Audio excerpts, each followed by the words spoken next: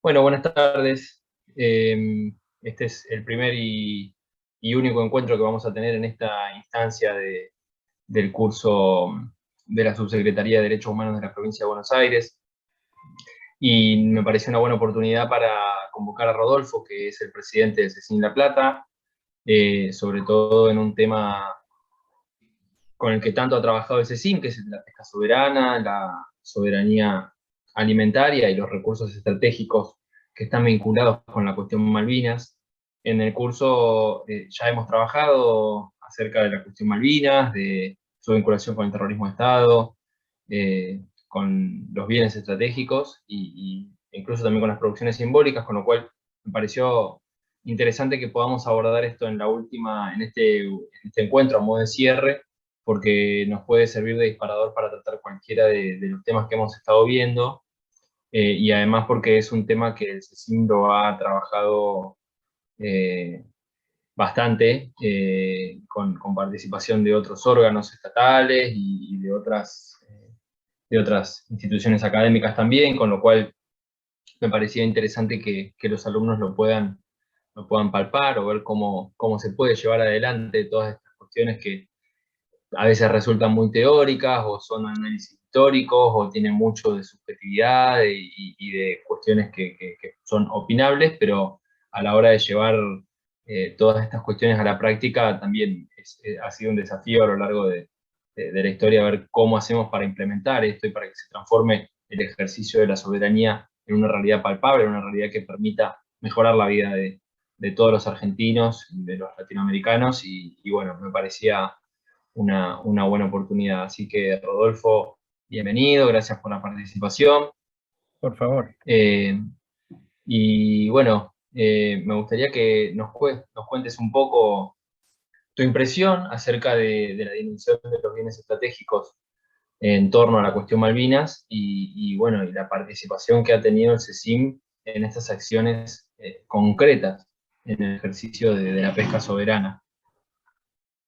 Bueno, buenas tardes a todos, a todas. La verdad que siempre es grato poder encontrarnos con ustedes y poder, bueno, intercambiar de alguna manera con esto que obviamente a nosotros nos apasiona y mucho, que es pensar la cuestión Malvinas desde distintas perspectivas, ¿no?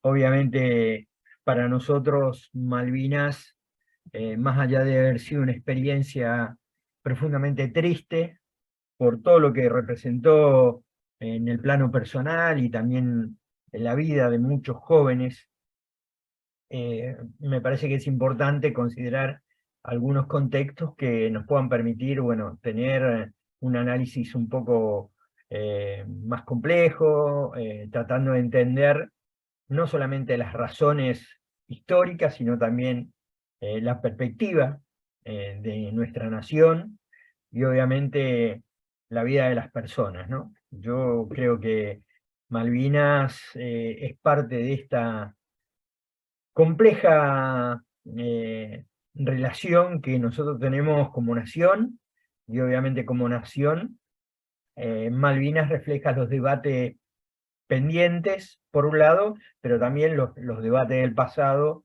y en alguna medida hay ahí un conjunto de explicaciones que nos explican qué país tenemos, qué territorio tenemos, y que creo que es imprescindible en esta etapa histórica poder revisarlos, entenderlos y obviamente poderlos considerar como son en su verdadera complejidad. Primero, lo que nosotros sostenemos es que Malvinas no se trata solamente ya de un hecho bélico que ocurrió en el 82, promovido por una dictadura militar, obviamente que en su etapa final decidió, bueno, hacerlo de la manera más cruenta para poder, en alguna medida, entre otras cosas, tratar de sostener un modelo de poder que había entrado en profunda crisis, ¿no? Ustedes, los más jóvenes, allá por 1982, la dictadura militar había entrado en un proceso de retroceso político, amén de todos los desastres que había hecho en la economía argentina, empobrecimiento del Estado productivo, obviamente, cercenación de todos los derechos estudiantiles y laborales, las proscripciones de los partidos políticos, obviamente el endeudamiento del Estado argentino y también haber creado un modelo operacional muy ligado a todas las dictaduras de América Latina, ¿no? No es que Galtieri era solamente un dictador en la Argentina perdido hacia el sur de la América Latina, sino que era parte de una estructura en el cual mucho tuvo que ver con los responsables de Malvinas en el plano de la geopolítica internacional, tanto como los Estados Unidos y el Reino Unido, ¿no? Que habían sido los grandes protectores de todas estas dictaduras en América Latina que habían traído flagelos muy similares a todos y que obviamente había puesto en crisis a la nación argentina, pero particularmente a nuestro pueblo, que era quien padecía de las decisiones políticas que los militares tuvieron allá por aquella época. Creo que Malvinas, entre otras de las cosas, más allá del dolor que nos generó, como les decía al principio, también nos permitió empezar a pensar y a pensarnos de qué es lo que había sucedido en la guerra, ¿no? Qué había pasado con nuestros compañeros, y obviamente por qué esos pibes que solamente conocían de que la Argentina era, o que las Malvinas eran Argentina, necesitábamos tener una lectura mayor, porque creemos que la única manera de honrar la memoria de los que cayeron ahí es precisamente tratando de no pensarlos en el contexto de una guerra, sino pensarlo en la necesidad de una nación y entender que Malvinas es un territorio usurpado de hace más de 180, 190 años, o podríamos decir más de 2 siglos y medio. Entonces, Malvinas nos fue revelando un conjunto de preguntas, y como todas las preguntas, lo que tienen es el sentido de hacer o de buscar una respuesta. Creo que una de las cosas que nosotros nos proponemos discutir es pensar Malvinas a partir de esta experiencia en un contexto de una perspectiva donde, bueno, tratemos de entender qué país tenemos, qué dimensiones y territorio, qué mensura, y cuánto representa nuestro Atlántico Sur en la vida de nuestros pueblos. Tengo una consulta, ¿me están viendo bien ustedes? Hola, hola. Hola, hola, hola. Sí, te vemos, Perdón, estaba silenciado. Sí, sí, sí, se ve bien. Se ve la pantalla también. Ah, se ve perfecto. bien. No, yo preguntaba si me podían ver y si me están escuchando bien. Está Sí, sí, perfecto. sí, perfecto. Bueno, eh, para entrar un poco y un poco en modo de introducción de esto, era lo que yo les venía planteando. Quiero que ustedes observen este mapa. Yo lo voy a tratar de mostrar, no sé si se alcanza a ver, ¿no? Con esta lupita. Bueno, este es nuestro país. Nuestro país, que nosotros conocemos en general solamente la parte continental, está compuesta por una gran parte que es el continente, obviamente, todo nuestro océano Atlántico Sur y nuestra Antártida.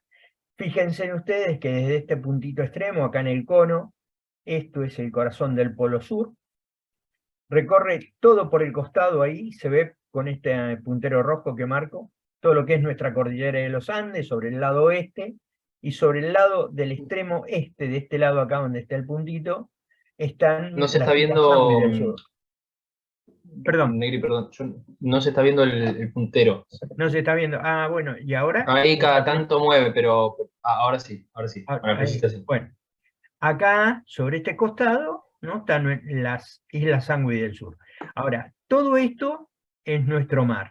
Todo esto es nuestra cordillera de los Andes, que hace un giro, que ustedes la ven, y entra por acá hacia lo que son las Orcadas del Sur en nuestra Antártida, ¿no?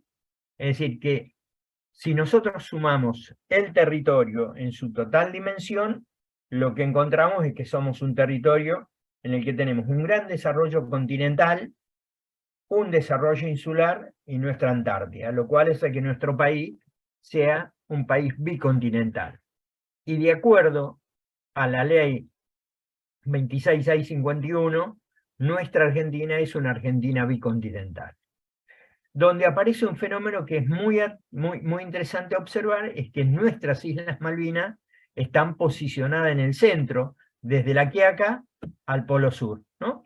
O sea, la Argentina tiene estas dos islitas, ¿no?, acá en el medio de la Argentina, donde responden política y jurídicamente a la provincia de Tierra del Fuego, que es acá. ¿Sí? ¿Se entiende hasta ahí? Sí, Sí, claro. perfecto. Perfecto. Bien. Entonces, ¿qué queremos reseñar esto? Que si nosotros observamos con un poquito de detenimiento, una de las cosas que nos aparece gráficamente es que nuestro país tiene un territorio líquido mucho más grande que el territorio físico, ¿no? La Argentina tiene aproximadamente unos 9.200.000 kilómetros cuadrados, incluyendo el Océano Atlántico Sur. ¿Y qué ocurre con todo esto? Me parece que es bueno pensarlo desde este lado. Todos los bienes de nuestros mares son propiedad del Estado argentino.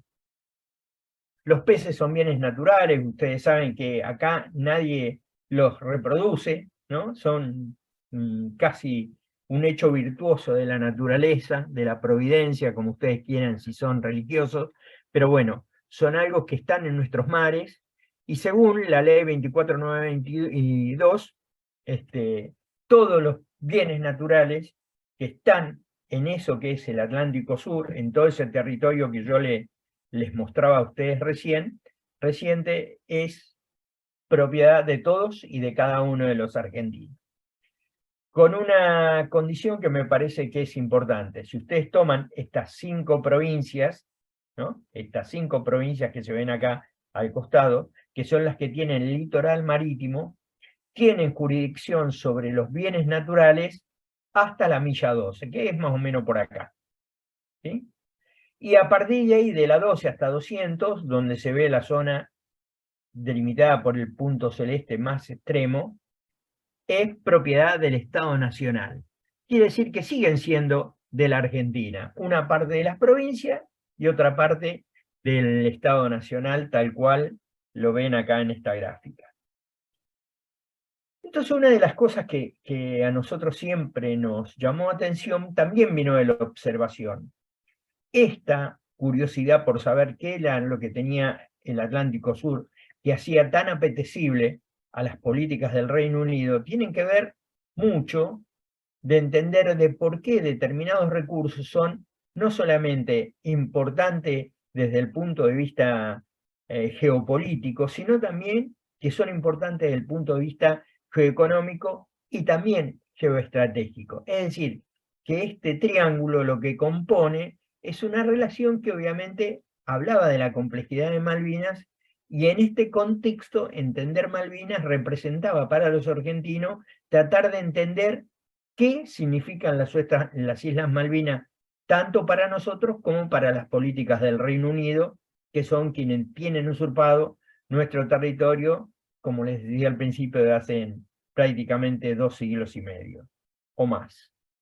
Es decir, que los británicos no están ahí solamente por un hecho estrictamente territorial de apoderarse de algo, sino de apoderarse de algo que impacte en la economía en un mundo donde, bueno, las relaciones de poder están todo el tiempo en confrontación y en disputa. Es decir, nosotros tenemos uno de los territorios más atractivos, más ricos del planeta, y obviamente quienes piensan estrategias hacia el Atlántico Sur, obviamente saben de esto, y no desde ahora. Y es nuestra responsabilidad como Estado-Nación crear también las estrategias de resistencia para preservar nuestro patrimonio nacional, tratándolo de entender en toda su complejidad. ¿Y por qué creemos que es así? Porque si no lo entendemos, si no lo comprendemos, si no sabemos qué recursos tenemos en nuestro mar, qué representan, qué producimos, es imposible construir una perspectiva y saber hacia dónde vamos. Por eso nos desvela la idea de pensar esta Argentina bicontinental y los recursos del mar. Ahora bien, acá, este otro mapa lo que hace es precisamente darle más precisión a esto que yo les venía contando, ¿no es verdad? Fíjense qué cosa interesante es cuando se fijan los límites del territorio.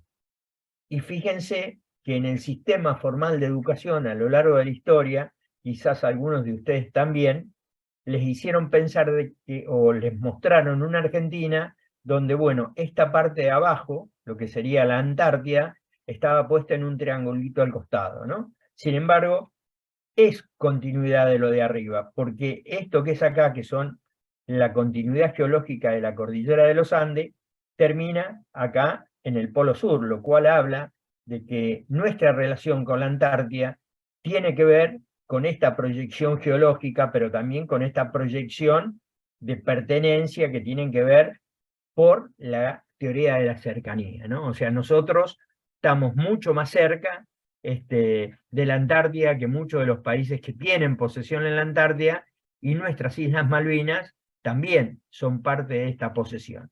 Piensen ustedes que en la guerra de Malvinas en el 82, la disputa era por 11.700 kilómetros cuadrados, 15.000 considerando las islas que están a su alrededor, y que hoy en realidad la posesión británica es de 1.700.000 kilómetros cuadrados. Nuestro país es hoy uno de los territorios más grandes del planeta, junto con Estados Unidos, Canadá, en fin, la República Federativa del Brasil, en fin. Creo que estos son hechos que nos tienen que llamar a la curiosidad, pero también a pensar qué país tenemos, qué recursos tenemos ahí y qué podemos con estos recursos pensar como una estrategia de desarrollo y oportunidades. Ahora, lo que les planteo en esta placa es ¿por qué el Reino Unido y la OTAN se apropian de nuestras islas? ¿No? En alguna medida, una de las cosas centrales es porque la actividad pesquera fue uno de los hechos que obviamente más atrajo a las políticas del Reino Unido para poder consolidar su presencia ahí, pero también para poder generar negocios increíblemente millonarios, ¿no? Acá ustedes ven, hay algunas cifras que me parece que son importantes para pensarla, porque la Argentina es un país que, si bien es cierto, está considerado dentro de los 30 países pesqueros del mundo, nosotros pescamos solamente para exportar, es decir, pescamos a demanda, no pescamos para alimentar a nuestro pueblo. Y lo que es cierto es de que el hombre se introdujo en el mar fue precisamente para esto, para buscar alimentos, para tratar de, bueno, resolver uno de los problemas que tenía de manera más rápido y que obviamente no lo pudo hacer. Esto lo comprendió perfectamente posguerra de Malvinas del 82, el Reino Unido, que en el 2005 hizo una transformación de lo que sería, bueno, su estructura de licencias pesqueras, entendiendo de que el otro recurso estratégico que hay en el Atlántico Sur de alto valor, que es como el petróleo, es más complejo de extracción y obviamente su rentabilidad es mucho más lenta que las rentabilidades que produce la pesca, ¿no? Entonces, fíjense ustedes que en la parte final de este texto que está puesto acá, se estima que la captura ilegal de los peces en nuestro Atlántico Sur ha generado ganancia por más de 200.000 millones de dólares al Reino Unido y sus socios desde la finalización del conflicto a la actualidad. Para que tengan ustedes idea, es 4 veces la deuda externa actual. Bueno, esta foto lo que trata de mostrar es cómo se captura los peces en el Atlántico Sur. Estos son los famosos y conocidos buques poteros, que lo que hacen es iluminar, porque obviamente el calamar y todas las especies marinas en general son voraces, tienen obviamente de concentrarse, pero refugiarse en el oscuro. Entonces cuando le encienden esta cantidad de luces, lo que hacen los peces se van debajo de los barcos y los capturan de manera increíble, ¿no? Entonces, como yo les contaba recién, También en la Argentina existe un modelo de concentración pesquera porque me parece que es importante tener en cuenta de cómo ha ido pensándose la Argentina. La Argentina en un momento, aún hoy, sigue pensándose como un país agroexportador, ¿no? Es decir, que los recursos son de la producción primaria, que provienen del campo y que provienen, como el caso del ganado vacuno, muy insertado en nuestra cultura alimentaria, pero que todos estos bienes, a diferencia de lo que es el pescado, son de propiedad privada, ¿sí? Es decir, todos sabemos que para producir cerdo, carne vacuna, pollo o soja, hay un inversor privado que pone un recurso económico, y que obviamente hace esa inversión para después tener una rentabilidad. En el caso de la pesca, esto es un recurso nuestro, propio del Estado argentino, que lo expropian las grandes empresas, fundamentalmente de concentración de capital extranjero, que no se reportan en la Argentina y que solamente lo utilizan para exportar, y en algunos casos, algunas especies son altísimamente rentables, muy consumidas en el mundo y obviamente muy despreciada en el consumo alimentario argentino. Entendiendo de que muchos de estos alimentos son de altísima calidad en cuanto a proteína, omega 3, y que en definitiva ayudarían muchísimo a resolver el problema de la Argentina si esto se hiciera también pensando de que puede haber una cultura alimentaria que incorpore el pescado como uno de los alimentos más importantes que tenemos los seres humanos para vivir, ¿no? Bueno, esta es otra imagen de un barco potero para que ustedes tengan idea. Pero fíjense en este dato que nos parece que es muy importante a la hora de pensar todos estos temas que venimos discutiendo ahora, ¿no? La pesca como alimento, aparte de sus cualidades y propiedades para una alimentación de calidad, dice que si nosotros a nuestra población le diéramos una porción de 140 gramos de pescado por persona una vez a la semana, se recibirían toda la alimentación saludable, ¿no?, para nuestra población en el desarrollo de las infancias. Y en esto creo que es importante porque si ustedes estuvieron discutiendo algunas cuestiones que tienen que ver con la soberanía alimentaria, lo cierto es que existe en el sistema alimentario argentino un modelo, y fundamentalmente tanto en el colegio privado y en el colegio público, pero también en las ollas populares, en los comedores, merenderos, etcétera, etcétera, una alimentación formada sobre la base de los hidratos de carbono. Y esto es un problema porque solamente engordamos a las personas, pero no las alimentamos. Y también es costoso para la Argentina estas inversiones, que implican mucho traslado y que obviamente le niegan la posibilidad de tener una proteína, como obviamente las que produce el pescado, que en el caso de las infancias es equivalente a la leche materna, según lo que establece la FAO. Bueno, nosotros hicimos una experiencia precisamente para dar un debate sobre las concepciones culturales, en el cual nos decían de que, bueno, a la gente no le gusta el pescado.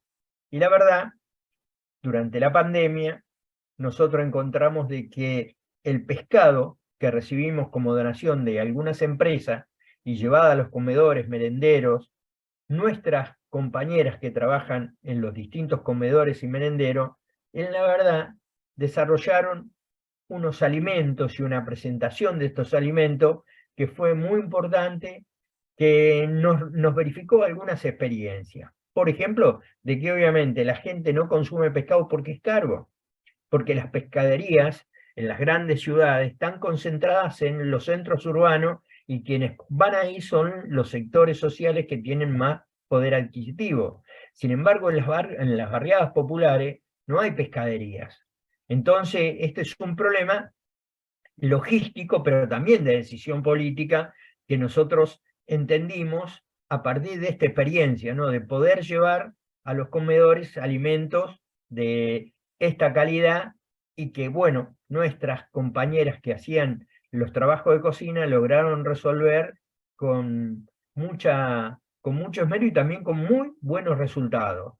Nosotros a lo largo de la campaña de la pandemia entregamos aproximadamente 20 toneladas de pescado a distintos comedores de La Plata, Berizo y Ensenada, y nunca verificamos ningún problema de un compañero que se haya intoxicado, descompuesto, que se haya enfermado. Por el contrario, a la fecha nos siguen convocando para ver si tenemos la oportunidad de hacer una donación de pescado, entendiendo de que en muchos lugares la proteína, pero también el alimento, están absolutamente en falta.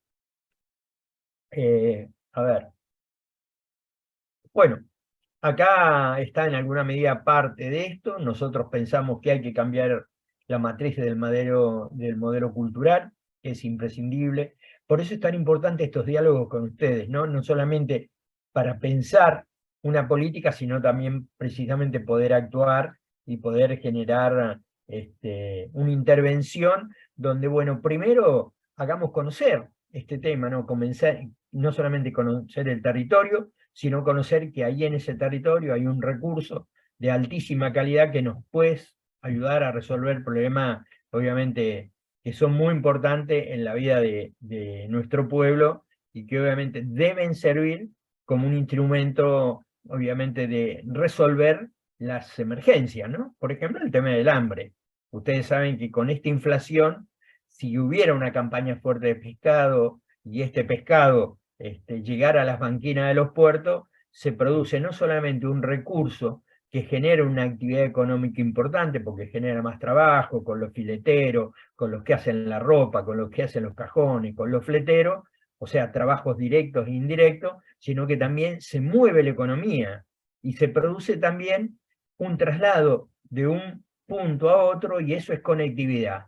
Por lo tanto, para nosotros es muy importante hacer estas campañas de difusión que también nos permitan discutir la soberanía alimentaria, pero también vamos a llegar por esta vía a discutir Malvinas, porque en definitiva Malvinas es un conflicto en el agua, en una isla.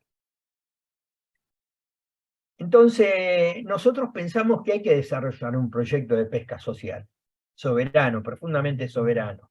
Miren, en el año 51, durante el primer plan quinquenal de Perón, la Argentina logró desarrollar la flota mercante argentina más grande del mundo, no es metafórico, inclusive más moderna que la del Reino Unido, a pesar de que ellos han hecho toda su política de imperio sobre la base de la incursión sobre los mares. ¿Y esto qué nos permitió a nosotros? Bueno, pensar en ese momento en tener un desarrollo económico a partir de la navegación de los mares y de generar una marina que fuera mercante, que no solamente atendiera a los recursos hídricos vinculados al petróleo y la energía, sino también a la alimentación. Hay una serie de artículos en ese sentido, porque cada vez que llegaba el pescado a nuestro pueblo, bajo distintas formas, lo que se producía también era una disminución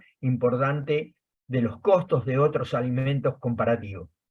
Sin embargo, en la Argentina, el consumo de pescado es aproximadamente entre 4 y 5 kilos por año. Japón está en un promedio de 30, y en Europa están en un promedio de 22 a 26 kilos por persona por año, lo cual habla de que nosotros pescamos, lo exportamos, no lo consumimos, nos enfermamos, y ellos usan un recurso legítimamente de todos los argentinos para generar un gran negocio que en definitiva no es nuestro, ¿no? Y que nos aleja precisamente de poder incursionar en la recuperación de los territorios soberanos.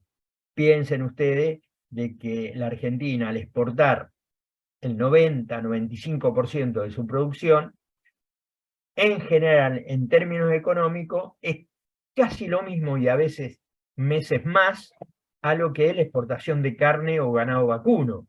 Entonces, la dimensión es directamente vinculado a cómo se piensa la Argentina y obviamente cuál es la estrategia política que tiene un gobierno, que debería tener un gobierno con un perfil nacional, popular y que obviamente piensa en su pueblo.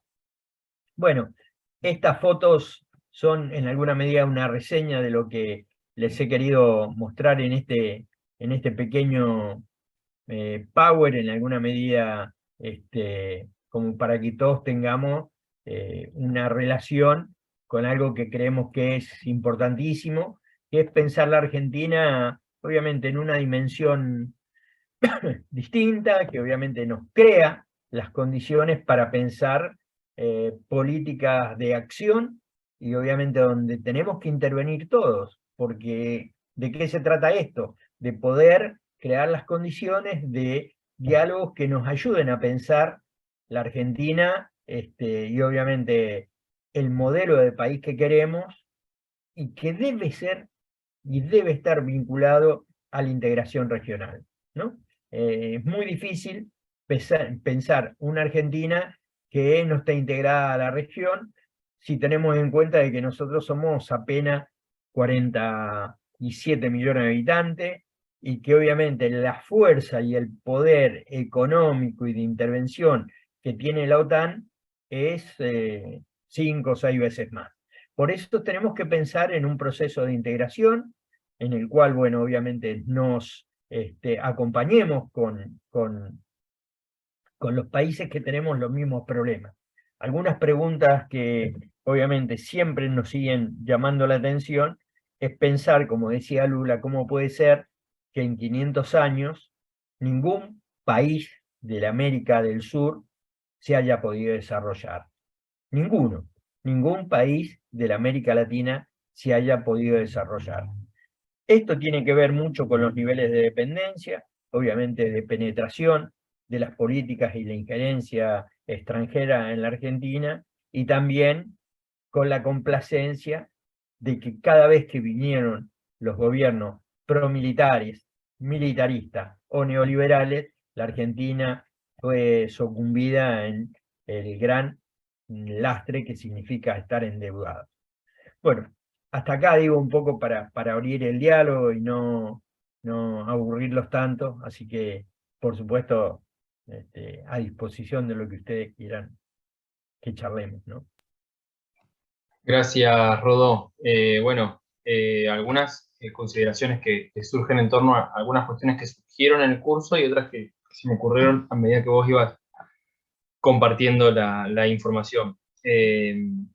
¿Cuán importante es la proyección de desarrollo estratégico de cara al nuevo panorama geopolítico que tenemos, ¿no? A nivel global, ante un escenario multipolar que no solo es una predicción o una expresión de deseo, sino que propias autoridades o miembros del gobierno estadounidense coinciden y admiten que estamos ante un escenario global, multipolar, donde la dominación económica histórica del dólar está en crisis.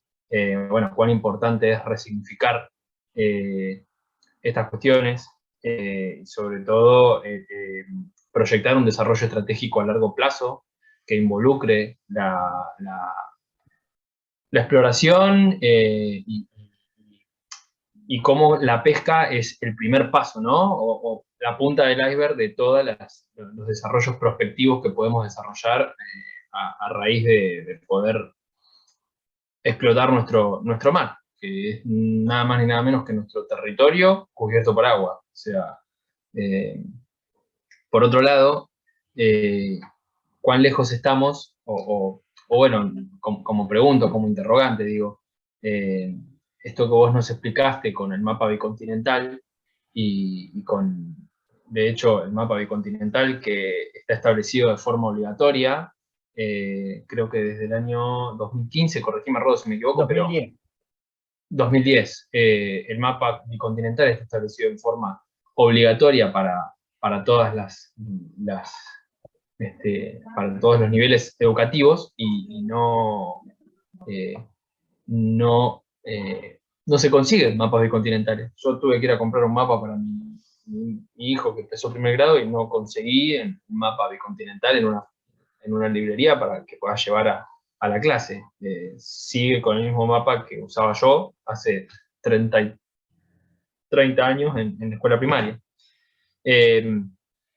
y pienso en cuántas de todas estas cuestiones las tenemos arraigadas culturalmente. Esta entrega de la soberanía que deliberadamente parece que concebimos y de alguna manera consentimos todos los argentinos, digo, bueno, nosotros consumimos sal y la sal está enriquecida con yodo justamente porque no somos un pueblo que consuma pescado. Entonces hubo una ley que tuvo que determinar que la sal, que es un producto que se consume en todos los lugares, en todas las regiones, en todos los estratos sociales, en todas las comunidades, bueno, se determinó que se enriquezca con yodo para poder aportar esos nutrientes que la falta o la ausencia de consumo de productos marítimos conlleva.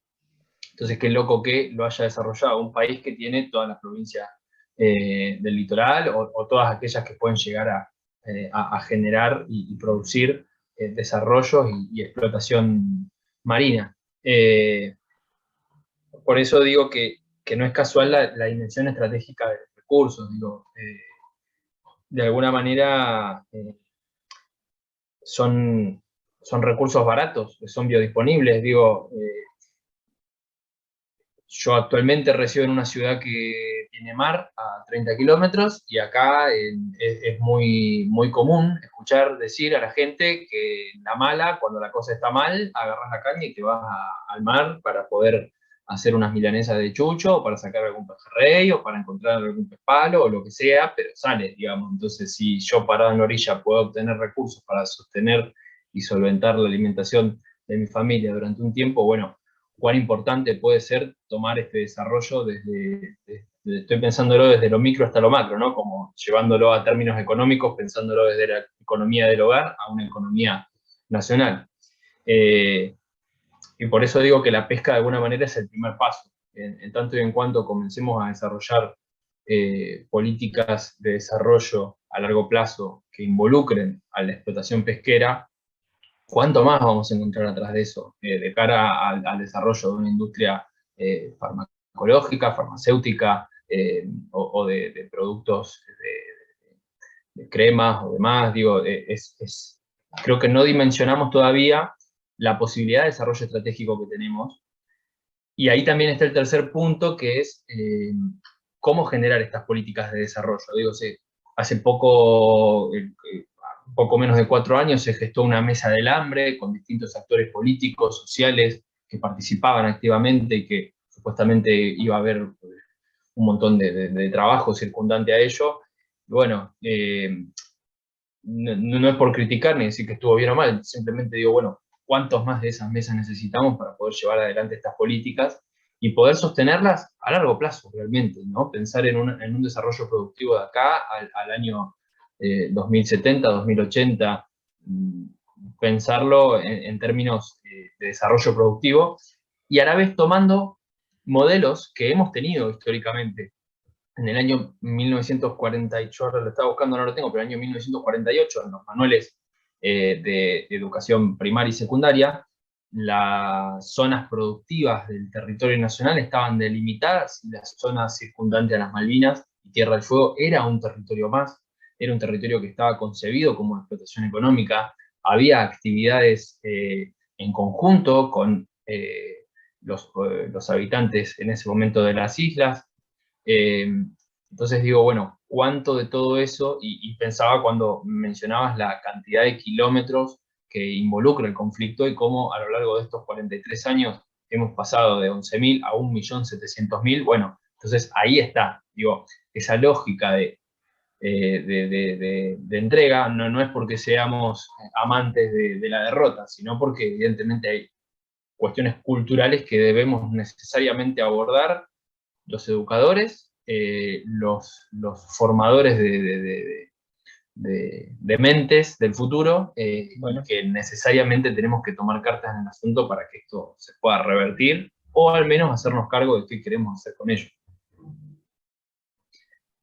Sí, comparto en principio esa idea. A veces es importante pensar, porque yo creo que el gran debate también es cómo estamos pensando la Argentina, ¿no? Cómo lo piensa la política, pero también las generaciones que aún no siendo parte de una estructura política son habitantes de este territorio, ¿no? Y que tienen una responsabilidad no solamente de votar el día que votan, sino que tienen una responsabilidad de pensar el país y plantearse las generaciones que vienen.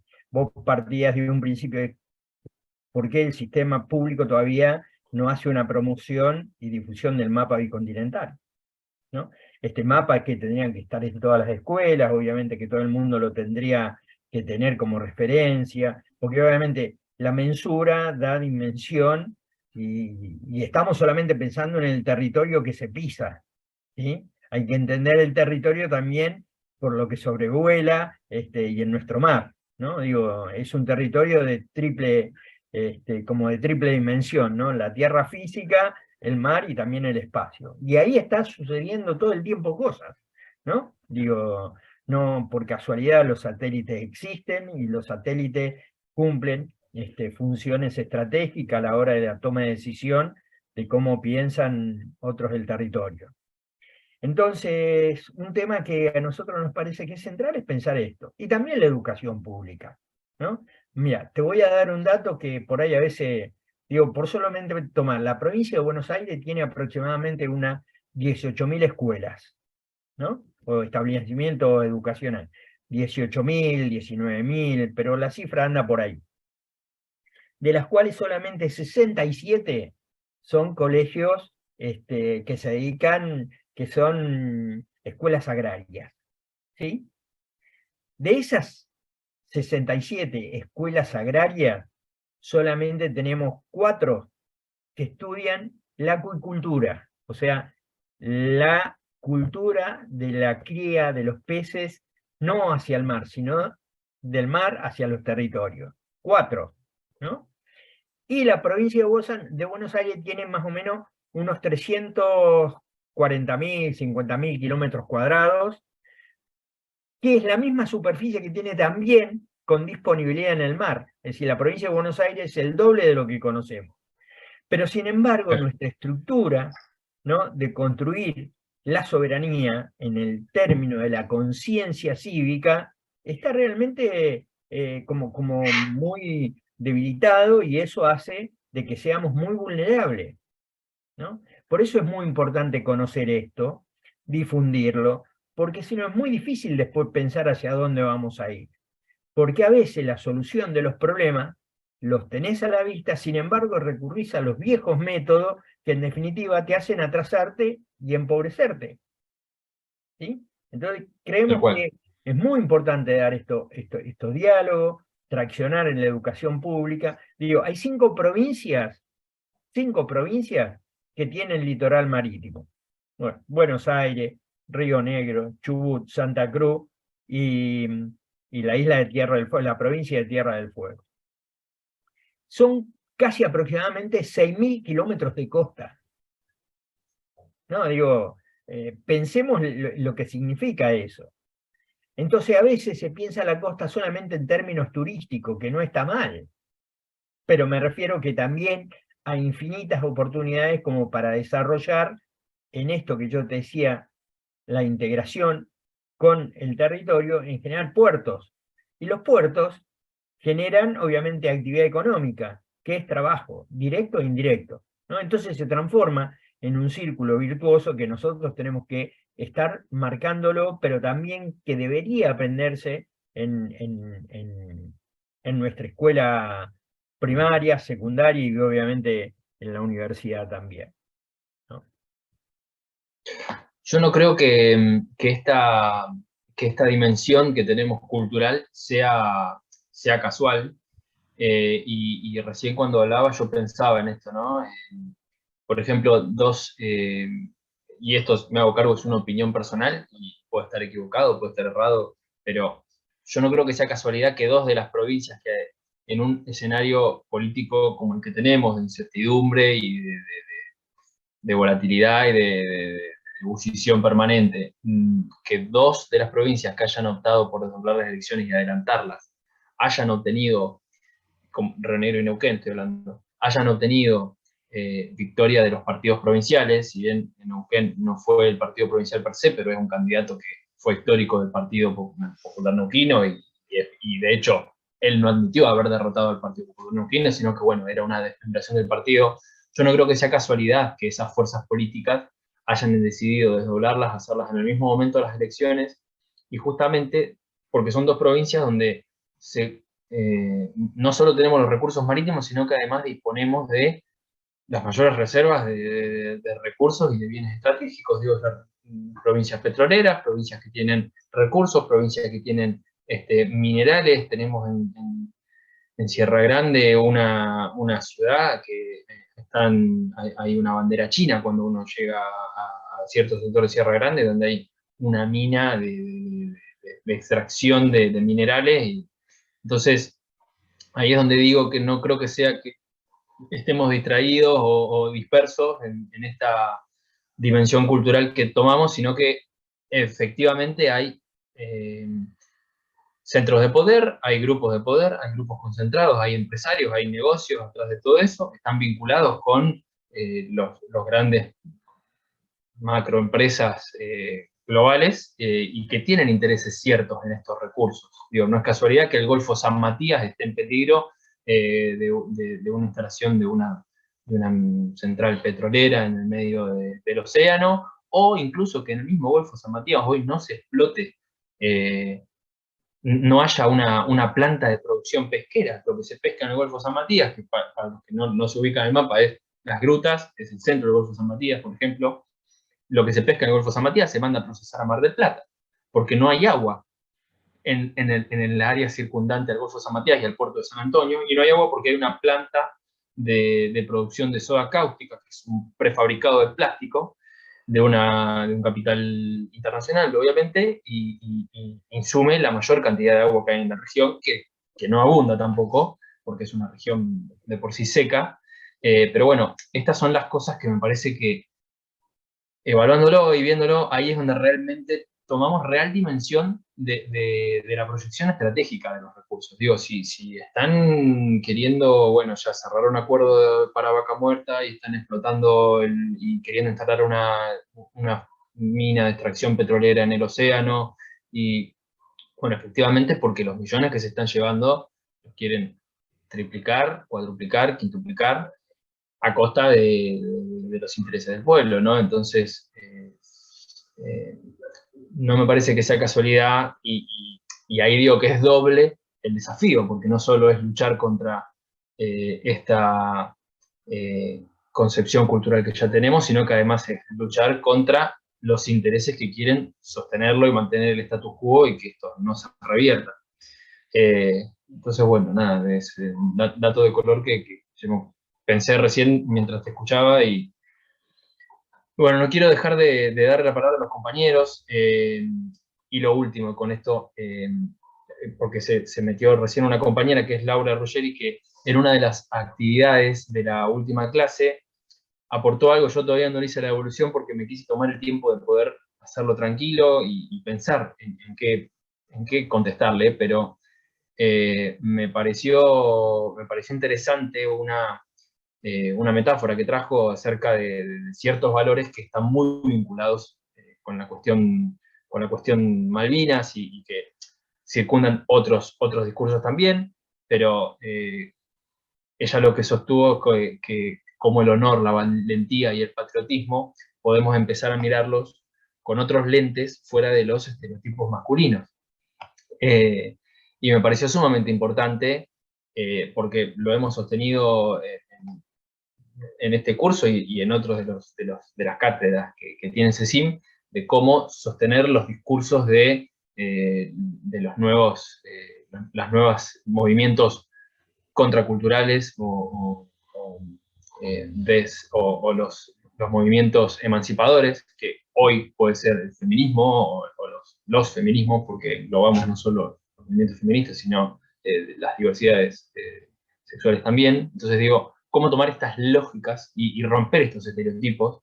Y bueno, ya lo traía en torno a la valentía, el honor, el patriotismo, que está muy vinculado a Malvinas, pero bueno, justamente son esos términos que de alguna manera han querido sostener y monopolizar en este caso el ejército, o que tienen una una lógica castrense que cuando uno lo escucha le genera, y bueno, de alguna manera reapropiarnos de esos símbolos y tener esta dimensión de poder romper estos estereotipos, me parece que es como un buen primer paso, o al menos un buen ejercicio bueno, a ver a dónde estamos parados, hacia dónde podemos ir, qué podemos hacer con esto, a empezar a problematizar estas cuestiones, ¿no?